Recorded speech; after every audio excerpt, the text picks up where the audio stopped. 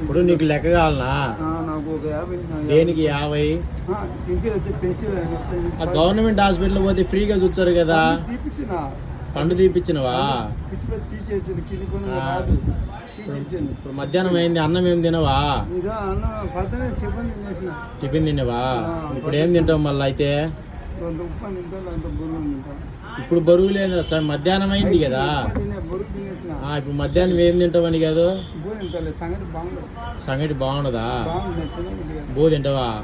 బో తినాగ్ర స్వామి. బో తిన్నామనుకో షుగర్ ఎక్కువ వస్తుంది, కార్బోహైడ్రేట్లు ఎన్ని పొట్ట గిట్ట అన్ని వచ్చారా స్వామి. మిక్చర్ తీసుకోకురా, మిక్చర్ కార్యాలు గ్యాస్ స్టవ్లు వచ్చాయి. ఏం తినగాకురా అట్టని తినగాకు, పనికి మాలేటన్ని. పెరుగు తాగుతావా?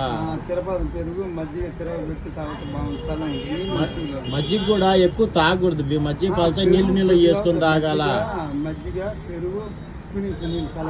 ఈ మజ్జిగ ఎక్కువ తాగినాం అనుకో మళ్ళా సలవరం చేసి ఎందుకు ఊరక ఎన్ని నీళ్లు తాగుతావా? నీళ్లు తాగినావు, ఇప్పుడు నీళ్లు తాగడం కదా స్వామి. 12 అయితే అంటే ఎక్కువ నీళ్లు తాగినావు అనుకో మళ్ళా అన్నం కూడా తినలేవురా స్వామి. నీళ్లు ఎక్కువ తాగాకు.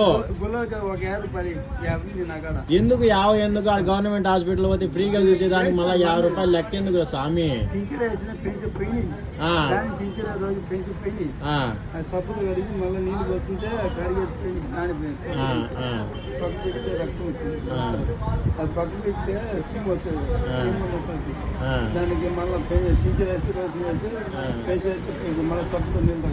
సరే ఇప్పుడు ఏం కావాలంటావు? నాకు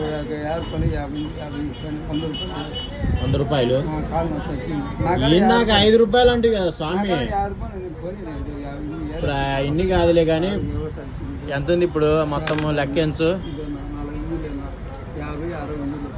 అంతుందా? సరే ఇప్పుడు 10 రూపాయలు ఇచ్చా. 20 రూపాయలు కలిగి వద్దు. 10 రూపాయలు ఇచ్చా, పోయి అన్నం తినిపోయి ఎట్నా కొట్టాక పోయి. 20 లేదు లేవు, వ్యాపారాలు లేవు. 10 రూపాయలు ఇచ్చా గానీ ఎట్నా కొట్ట పోయి, ఎట్నా కొట్ట 10 రూపాయలు ఇచ్చా.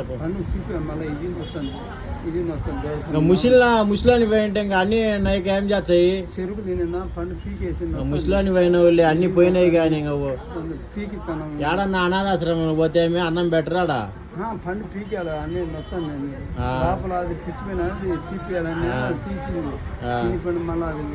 ఆడ అన్నం పెడతాను 5 రూపాయలు అన్నం పెట్టలే. ఈరోజు మీటింగ్ లేదంటే ఏం లేదు, నేను సార్తో మాట్లాడినా. ఏవో గడిపోతే వాళ్ళు వచ్చి చాలా వచ్చేసి 12 అయింది.